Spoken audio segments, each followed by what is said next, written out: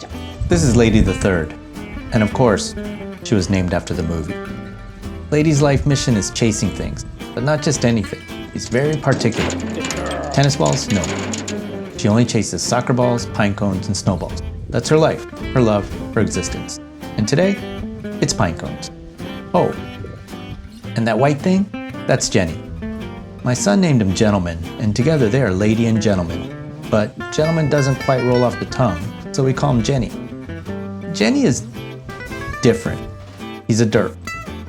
He also likes to chase pine cones, but can't decide whether he wants to bury them or dig them up. There's this fierce battle raging within, and honestly, I think it's affecting him spiritually. Anyway, it's with Lady and Jenny in mind that I want to show you how to make the meatballs from the most famous scene in Lady and the Tramp.